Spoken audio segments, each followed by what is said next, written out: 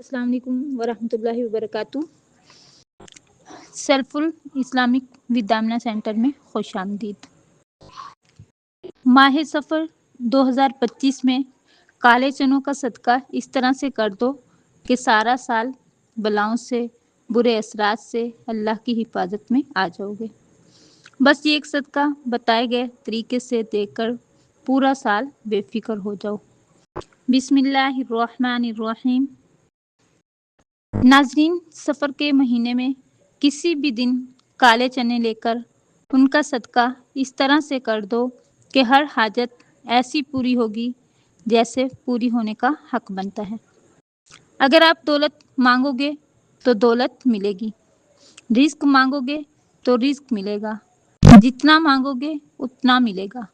और अगर आप अपने किसी मकसद में कामयाब होना चाहते हैं, ऐसा मकसद जिसमें आज तक आपने बहुत मेहनत कर ली, कोशिश कर ली, लोगों की मिन्नत समाजत तक कर ली, पीरों फकीरों के चक्कर भी लगा लिए, लेकिन फिर भी आपका मकसद पूरा नहीं हो रहा, तो आप माह सफ़र में किसी भी दिन काले चनों का बताए गए तरीके से सदका कर दो। कामयाबी आपके कदम चूमेगी, आपकी हर दुआ कबूल होगी, हर हाजत पूरी होगी, दौलत, रिस्क, पैसा, किसी चीज़ की कमी बाकी नहीं रहेगी। अल्लाह रब्बुल इज़्ज़त के फजलो करम से आप पर रिस्क की, दौलत की बारिश होगी। बस आपने कामिल यकीन के साथ ये सदका करना है। 5 वक्त की नमाज भी बाकायदगी से अदा करनी है। जो लोग नमाज अदा नहीं करते, जिनकी नमाज़ें छूट जाती हैं, उनके घर में बेबरकती आती है, उनकी ज़िंदगियों में बेबरकती आती है। फिर वो लोगों से शिकायत करते हैं कि पैसों की कमी है, गुजारा नहीं होता, अखराजात बहुत ज़्यादा हैं, इसलिए नमाज का एहतमाम किया करें। फिर देखना सारी मुश्किलें ख़त्म हो जाएंगी। अल्लाह पाक आपके रिस्क में खूब इजाफा फरमाएगा।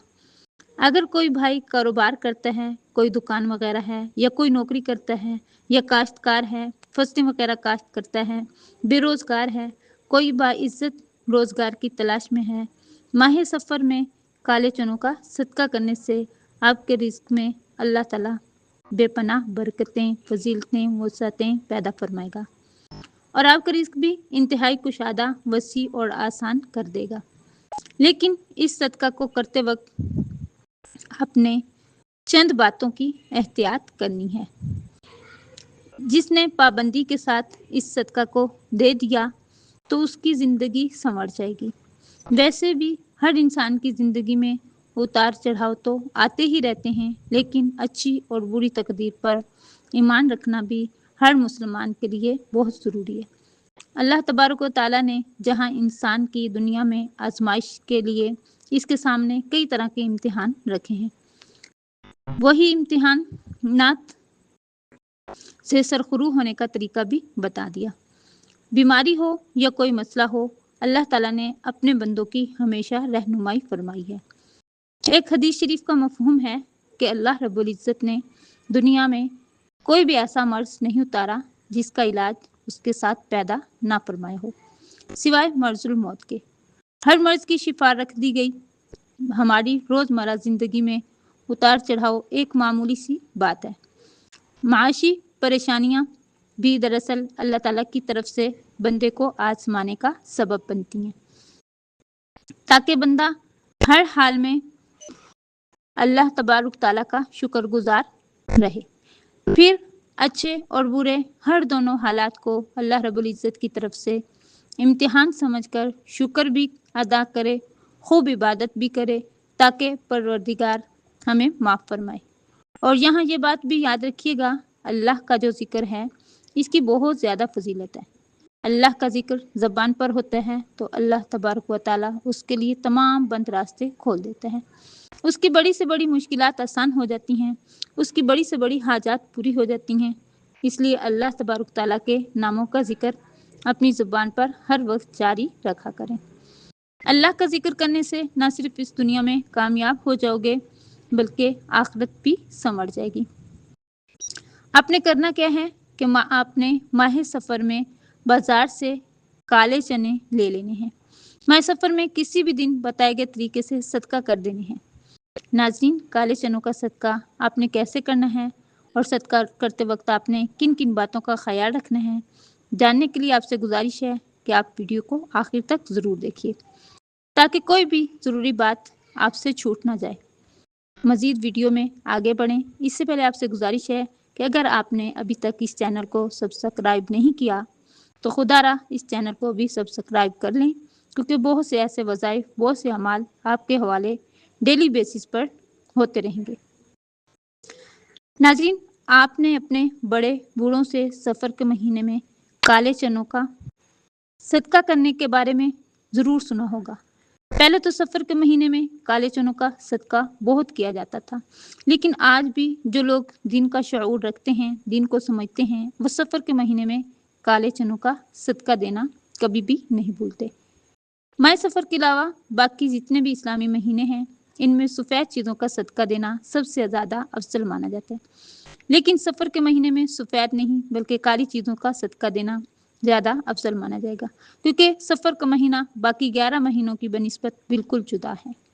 जैसे कि आपने भी सफ़र के महीने के बारे में ज़रूर सुना होगा कि सफ़र के महीने में आसमान से बलाएँ नाजिल होती हैं। आसमान से नाजिल होने वाली ये बलाएँ जैसे ही ज़मीन पर उतरती हैं तो ये ऐसे लोगों को तलाश करने लगती हैं जिन पर ये आसानी से सवार हो सके।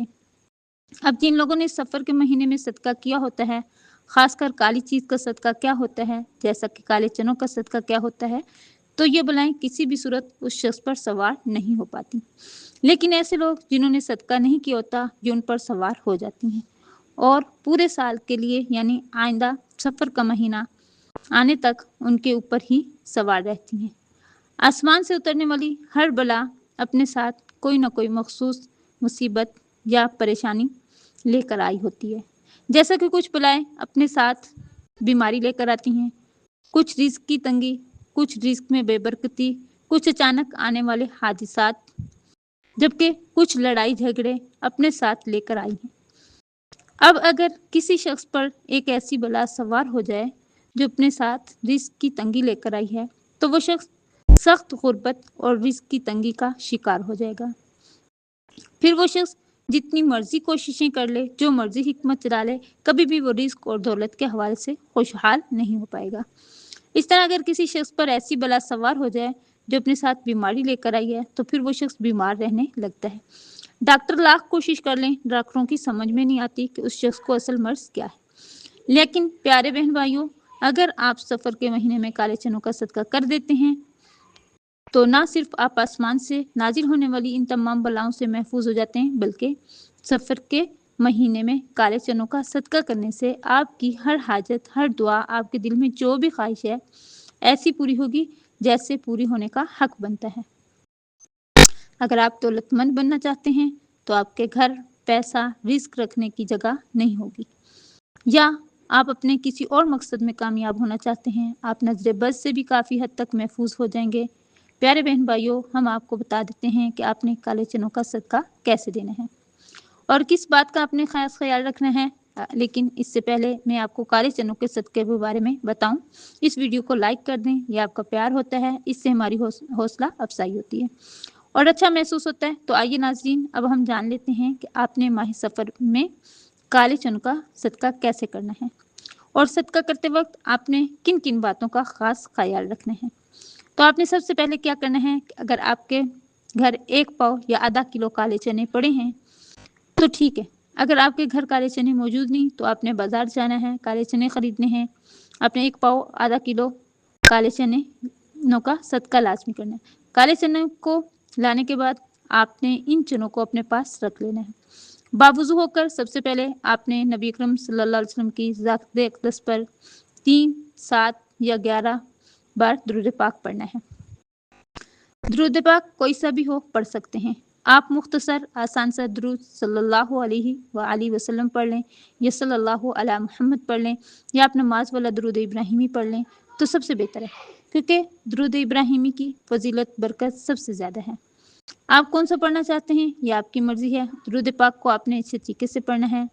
नबी अकरम सल्लल्लाहु अलैहि वसल्लम के पाक फरमान का मफ़हूम है, जो शख्स मुझ पर एक मरतबा दुरूद भेजता है, अल्लाह ताला उस पर 10 रहमतें नाजिल फरमाते हैं। اس کے 10 گناہ مٹا دیے جاتے ہیں، اس کے 10 درجات بلند کر دیے جاتے ہیں۔ اس کے علاوہ درود شریف کثرت سے پڑھا جائے تو پریشانیوں سے نجات ملتی ہے۔ درود ابراہیمی ایک بار میرے ساتھ بھی پڑھیے گا تاکہ ثواب رہے۔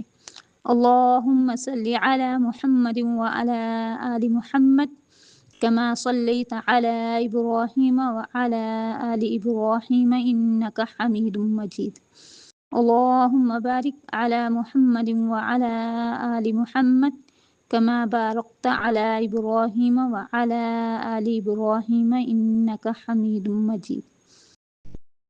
درود پاک پڑھنے کے بعد آپ نے اپنے خاص مقصد کی نیت کرنی ہے۔ ہر انسان کی حاجت الگ ہوتی ہے، ہر انسان خواہش الگ ہوتی ہے، ہر انسان کی پریشانی الگ ہوتی ہے۔ اگر آپ دولت چاہتے ہیں، رزق چاہتے ہیں، اپنا سارا سال بلاؤں سے بری آفات سے محفوظ رہنا چاہتے ہیں تو اس کے لیے پڑھ لیں۔ اس کے علاوہ آپ کا جو بھی مقصد ہے، جو بھی حاجت ہے، اپنے مقصد کی نیت کرتے ساتھ ہی فوری طور پر آپ نے ایک بار اعوذ باللہ من الشیطان الرجیم بسم اللہ الرحمن الرحیم پڑھنی ہے۔ یاد رکھیے گا تعوذ اور تسمیہ پڑھنے سے تمام شیطانی اثرات ختم ہو جاتے ہیں۔ جو کام اللہ کے نام سے شروع کیا جاتا ہے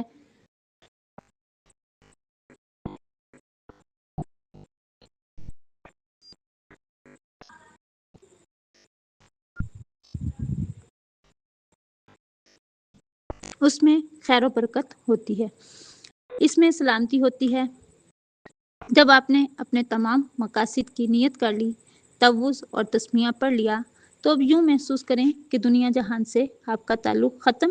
آپ روضہ رسول صلی اللہ علیہ وآلہ وسلم کی جالیوں کے قریب بیٹھ کر اس خاص وظیفے کو پڑھ رہے ہیں۔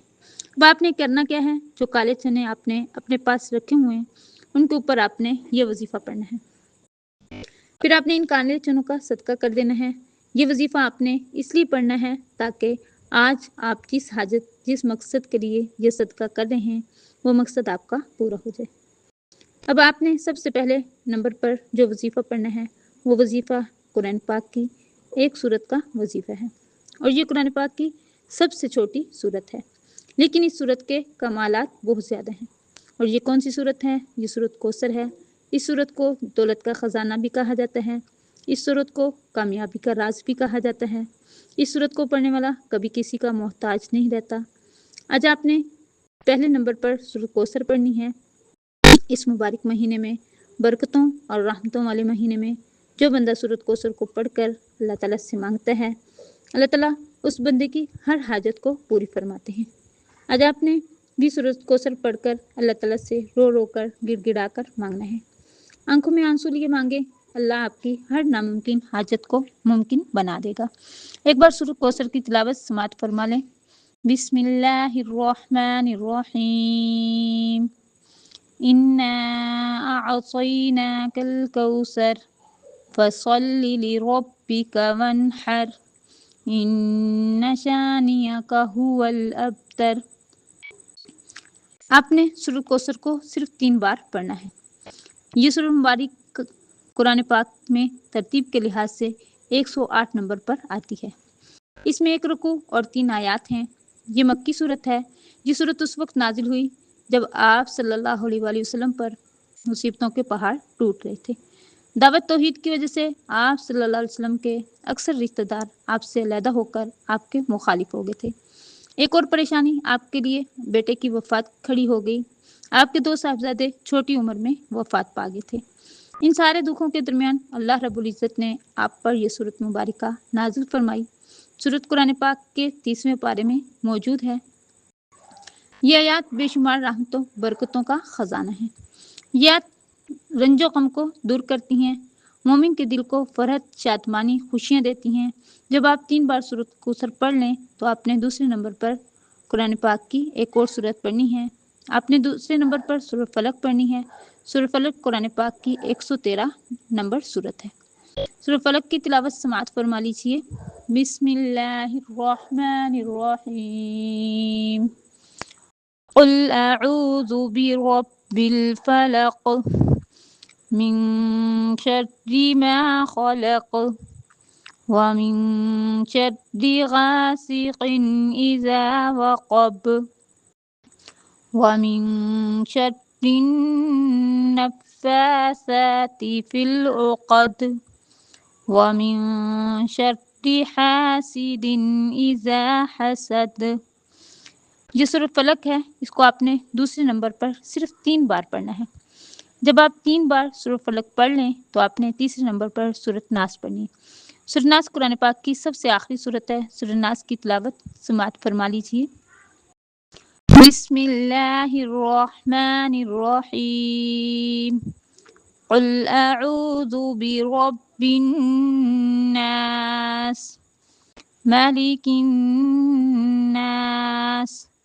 الہ الناس من شر الوسواس الخناس